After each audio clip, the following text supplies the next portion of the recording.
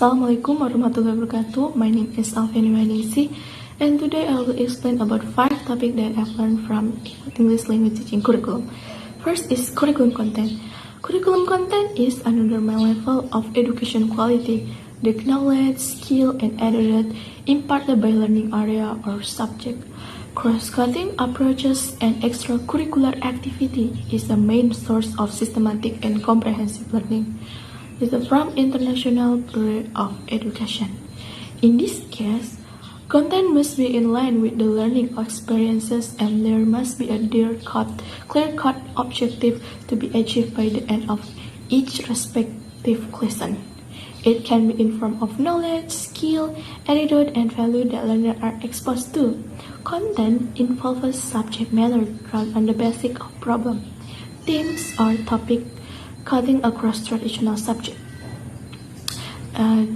The purpose of curriculum content is first to help organize material, second to help a sequential relationship of material, third to present material basic to a general for understanding of a course, and fourth to furnish a source of valuable information, 5 to present an application. So how do you write a curriculum content? There are 7 steps how to do it. First, identify your content. Second, consider your learners. Third, brainstorm learning outcome. Fourth, gather material and activity. 5, plan assessment and reflection. 6, revise, and the last is collaborate.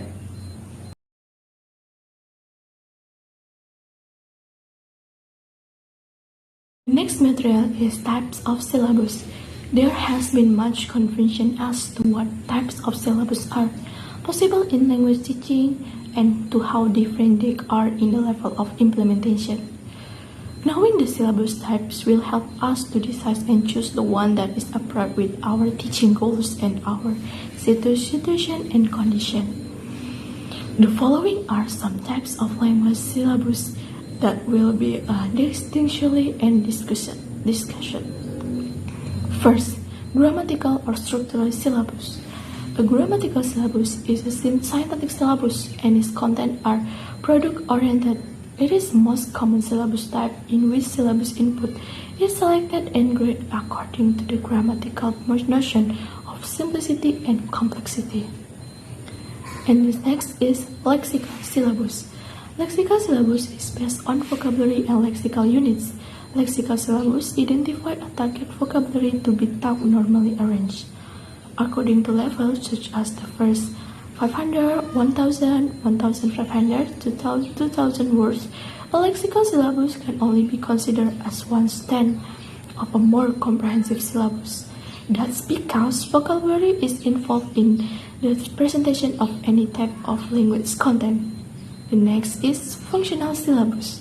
A functional syllabus seeks to analyze the concept of communicative competence into its different components of the assumption that mastery of individual function will be result in overall communicative ability. Because they often focus on communication skill, functional syllabus are particularly suited to the organization of courses in English language. Situational syllabus.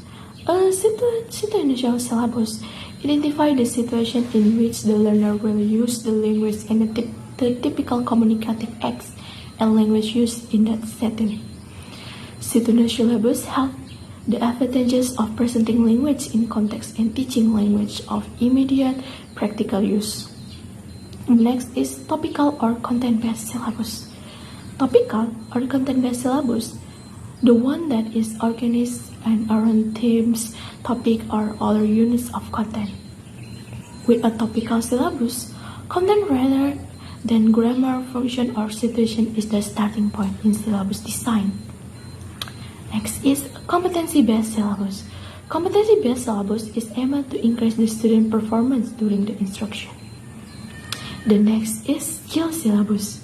In skill-based syllabus, the content of the language teaching involves a collection, purpose of skill-based syllabus of particular skill that may play a role in your language. The primary purpose of skill-based instruction is to teach the specific language skill that may be useful or necessary in using language.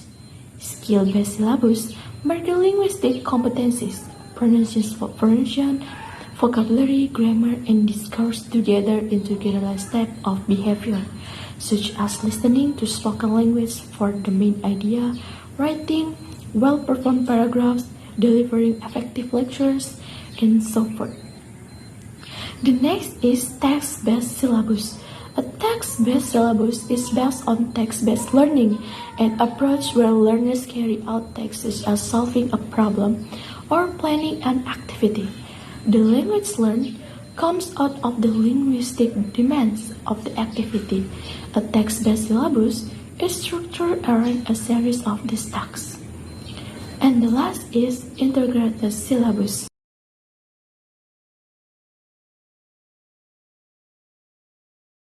The next material is process of curriculum design.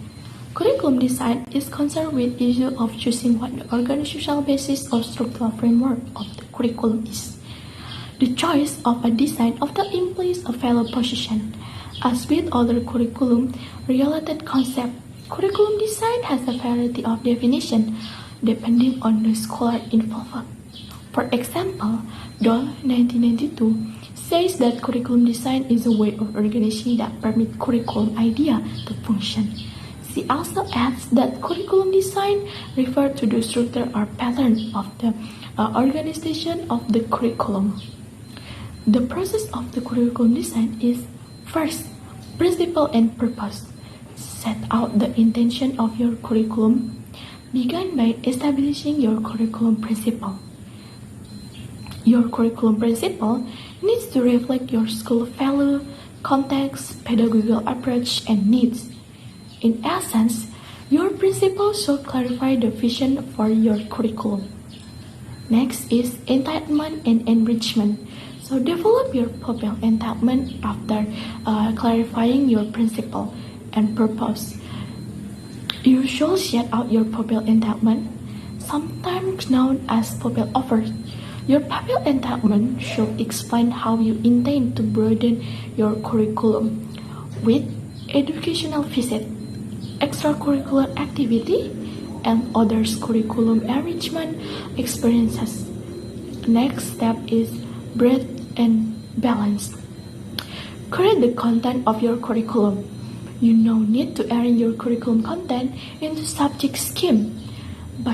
Begin by looking at the programs of study and make careful choices about what you will teach, when, and why.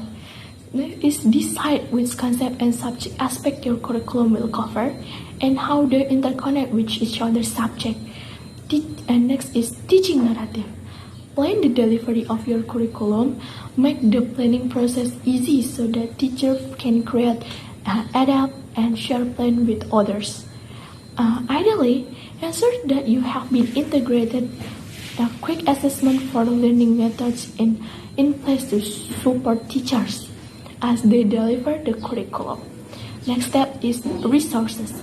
Source high-quality resources to deliver your curriculum. Create or source high-quality resources to support your lesson rather than the other way around.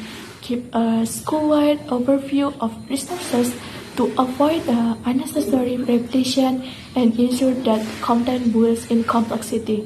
And the last step is review and evaluate. Decide what worked well and where there's a room for improvement. Next step is to regularly review its impact on teaching and learning, making any adaptation or change you need to improve it. At this stage, you might also identify continued professional development (CPD) needs for your staff. For example, the knowledge of subject leaders might need to improve to make sure that each area of the curriculum is well taught and supported.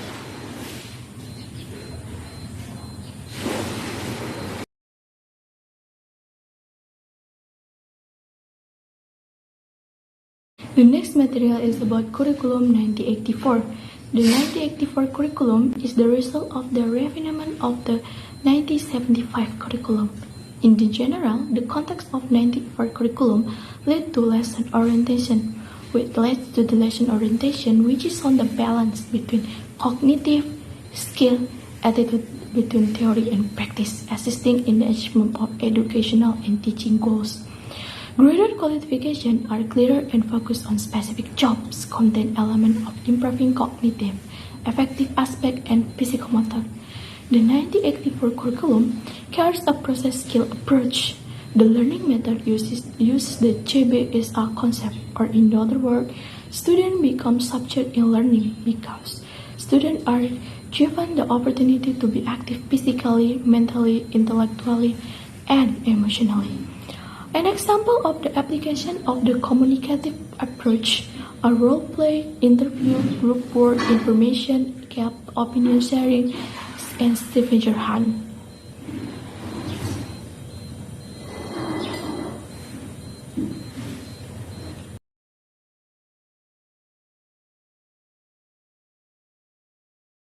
The last material is about Curriculum 2030. Curriculum 2030 is first announced in 2013, but the implementation started in July 2014, and it was implementation for certain schools as pilot project. In the elucidation of Article 35 of Law Number 20 of 2003, it is stated that graduate competency standards are qualification of graduate ability, which include attitudes, knowledge, and skill of students that must be fulfilled or achieved from an educational unit at the level of primary and secondary education. There is mid-2013, this curriculum is still implemented on a limited basis in primary school. Namely only in Class 1 and Class 4, only in basic education for junior high school or high school. This curriculum is applied to Class 8 only, and for high school or vocational school applied in Class 10. While in 2014, the 2030 curriculum has been applied to Class 1, 2, 3, 4, and 5. In junior high school, it has been applied to Class 8 and 9, and as in SMA or SMK, has also been applied into Class 10 and 11. The 2030 curriculum has 4 aspects in the assessment system, namely knowledge aspect, skill aspect, attitude aspect, and behavioral aspect. In the 2030 curriculum, especially in terms of learning material, there are some streamlined and added material. The streamlined material is seen in the Indonesia, IPS, PKN, each other material. While the material added or developed is in the mathematical material.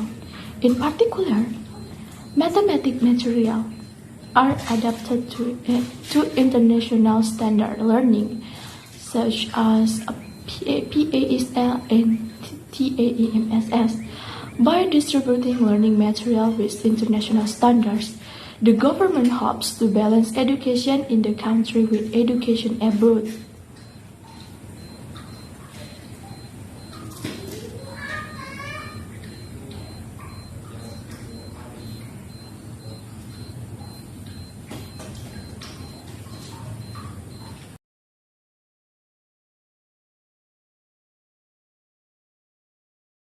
The next video is about similarity and differences about Curriculum 2004 and 2006 or KBK and KTSP.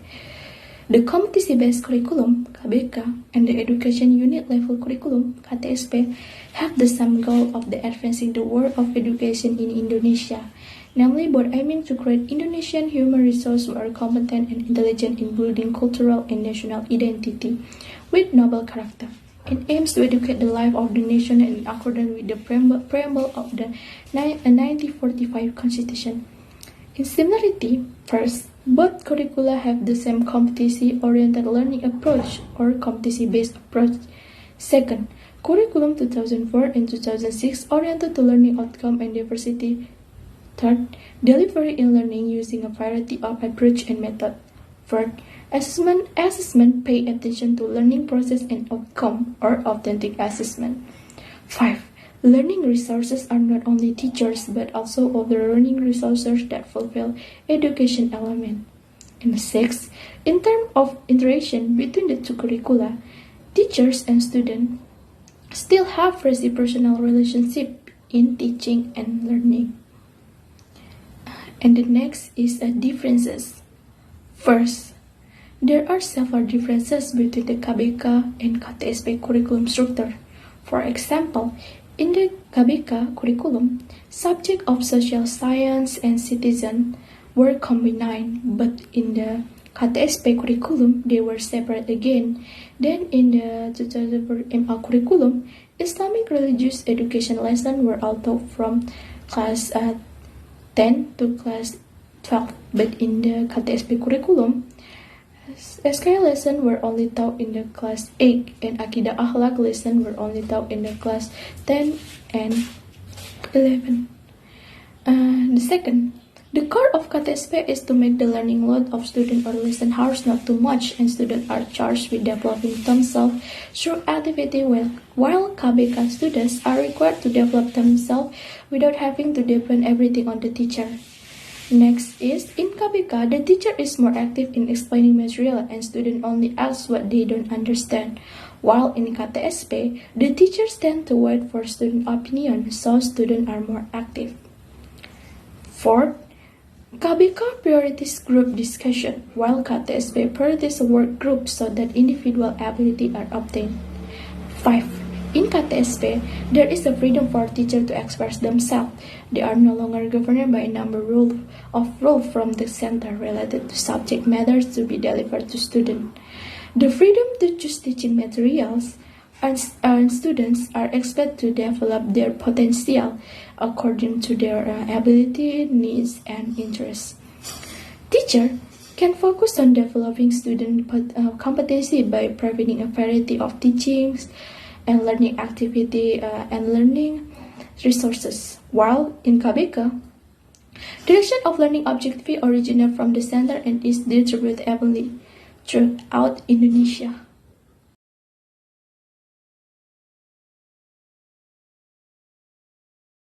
Next video is about similarity and differences about curriculum KTSP in 2013. Similarity. First, both the KTSP and the 2030 syllabus are present text as a KD item.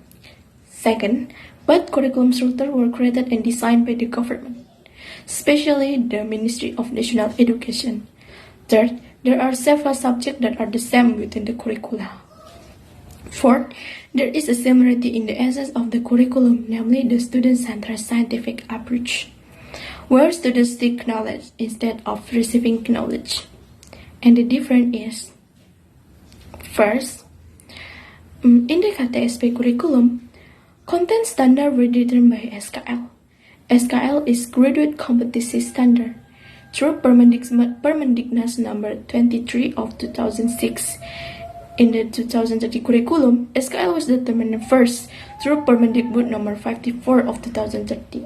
After that, content standard were determined, which took the form of a basic framework of the curriculum, which was outlined in Permendikbud number 67, 68, 69, and 70 in the 2013. Second, curriculum KTSP places more emphasis on the knowledge aspect, and while in the 2013 curriculum aspect of graduate competency, there is a balance of soft skill and hard skill, which include aspects of attitude, skill, and knowledge competence. Third, in the 2006 curriculum or KTSP, the number of study hours is less and the number of subjects is greater than in the 2030 curriculum. On the other hand, in 2030 curriculum, the number of study hours per week is more and the number of subjects is less than in KTSP. Next is, in the KTSP, Scouting is not a mandatory extracurricular, while in 2030 it is a mandatory extracurricular. And the next differences is, in KTSP, the standard learning process consists of exploration, elaboration, and confirmation, whereas in K13 learning for each step is carried out using a scientific approach, namely the standard learning process consists of observing, asking, presenting, concluding, and creating. So, in my opinion, Curriculum 2030 is better to be applied in secondary school because the K13 has an additional aspect that is the main outcome of this curriculum. Character education, currently especially in Indonesia, many student attitude do not convert to the common Oriental norm. So when it's enforced, students are expected to be of the good character. In addition, the 2013 curriculum requires students and teachers to adopt a scientific approach in their teaching and learning activity. So students are expected to have a high level of thinking ability,